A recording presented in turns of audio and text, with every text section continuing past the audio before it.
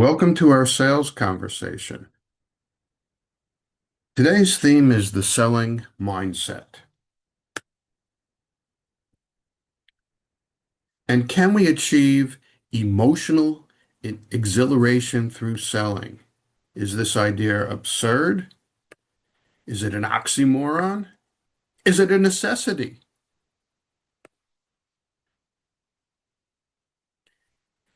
New business development is tough. We're going up against a competitor who's typically perceived as the trusted advisor, and it's like they're rolling the ball downhill and we have to kick it uphill. This is tough, right? So the question we're going to explore is how do we level the playing field? Now, why is it a harsh environment emotionally?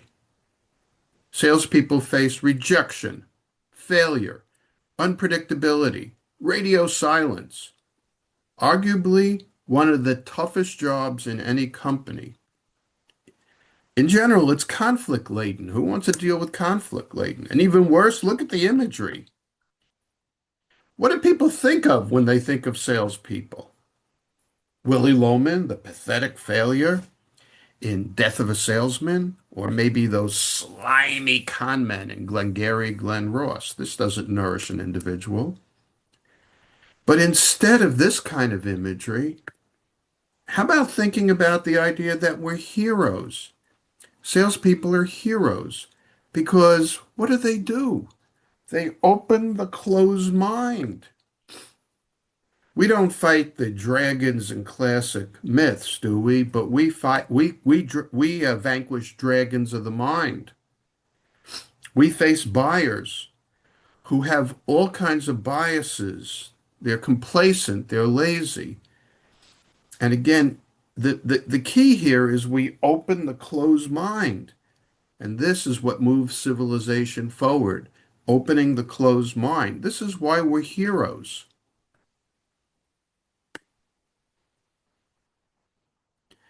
Now, as we start to open the closed mind, what do we face? We face a lot of rejection. Let's look how this plays out in reality. At first, the prospect may ignore you or be hostile. Typically, we have to pierce the veneer of I'm good. But the prospect's not good, they're drowning, and we need to rescue them. And this is the great irony in the work that we do. Well, finally, you connect, and the prospect says, I'm busy. But the prospect doesn't know what he or she doesn't know. They don't know we bring type 3 knowledge. And in particular, until they get to know us, they don't know how we move mountains on their behalf. So they start to listen. And eventually, when they finally know, and we send them a lifesaver, we're great friends. And doing this, going through this process and closing is a peak experience that leads to emotional exhilaration. So we can achieve emotional exhilaration through selling. It's a peak experience. It serves as both means and end. It's an end because it's the way we want to experience life. And it's a means because it becomes a motivation that impels us forward to seek more business and achieve this peak experience. So how do we, as owners and CEOs and leaders, how do we support this process when there's so much negativeness and rejection? A formula for emotional exhilaration, inspired by Nietzsche's Twilight of the Idols. And as an aside, many of the ideas in urgency-based selling, our selling system, are inspired by ideas from classical philosophers. So let's look at the formula now. These are things that you could build into your sales culture and is into your selling. Moral certainty plus the heroic mindset, plus the meditative mindset leads to emotional exhilaration. Let's unpack this, starting with moral certainty. We're not selling snake oil like the con men in Glengarry Glen Ross. Here we offer the two peak model.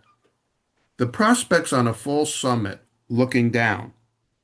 Our job in opening the closed mind is getting them to notice that we offer a higher peak of well-being. This is a big, worthy cause, a motivator to the salesperson, and it's what gives us moral certainty, a guilt-free right of way.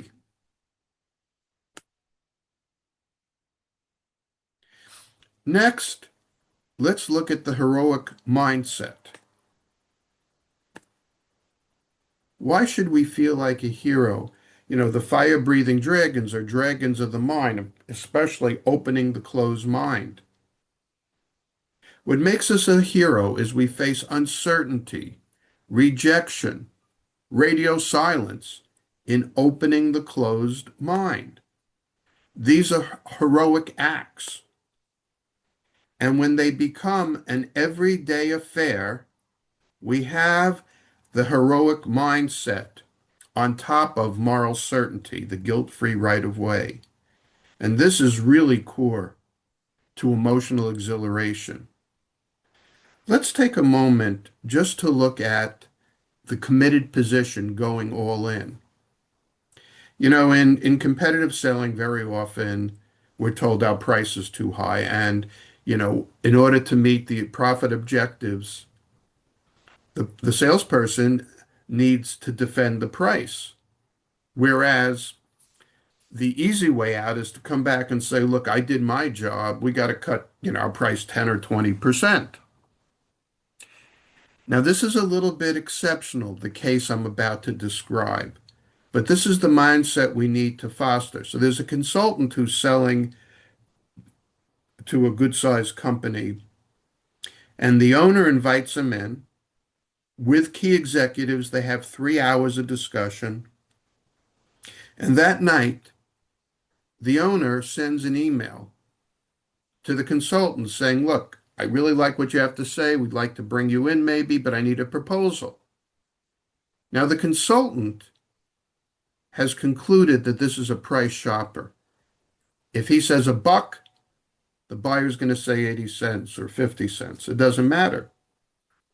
So he asked for what we call a PIK, a payment in kind.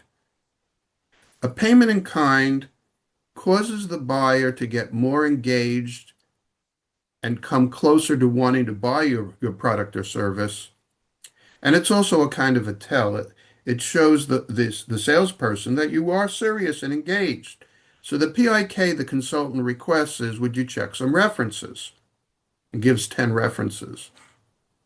The owner fires back by email. I will be glad to check your references after I get your proposal if I'm still interested. What would you do? What would your sales team do in this situation? Now, the consultant had bills to pay and probably didn't tell his wife about this, but he went all in and said, look, I know at this point it's not a priority for you, but if it is at some point in the future, please check my references and I'll do a proposal for you. Well, thank goodness, within 15 minutes, the owner was checking references. So what do your salespeople do? In urgency-based selling, we look to earn the right to go all in. The principle is you ask for the strongest PIK to which you're entitled. Another PIK could be, fill out a credit application. It could be introduce me to your team or your boss. So we start with a base of moral certainty, a guilt-free right of way, and then we foster the heroic mindset. By the way, another exercise to do with the team is to ask, what was the boldest behavior you did this week? Of great importance and often overlooked is the meditative mindset. Now, core to this is humility. Collins, in Good to Great, gives us a strong way to look at humility in the context of level 5 leadership. A level 5 leader is strong, competent, dominant, and humble. Humble. Isn't this an oxymoron, a contradiction? Well, in another writing, Collins calls this the tyranny of the or, the tyranny of the or. So, how can you be powerful and humble? Well, Collins recommends the metaphor of the window and the mirror. When things go well, you look outside the window, you give credit to the team. When things don't go well, you hold a mirror up to your face and say, what else could I have done? In a dysfunctional company, dysfunctional leadership, and dysfunctional salespeople, the roles are reversed. Things go well, you look at a mirror and you pat yourself on the back. Things don't go well, you look outside the window and say, who can I blame? So using the mirror properly, a source of humility, is the opposite of learned helplessness, and it's how we earn the right to many things, including discovery in the selling process.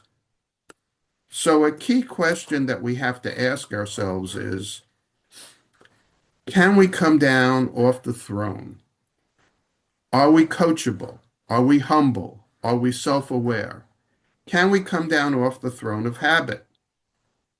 Admiral Grace Hopper commented the most dangerous phrase in the language is, we've always done things this way. Another way to frame it is, do you keep an extra large garbage can handy into which to throw your bad ideas? I've got one right here.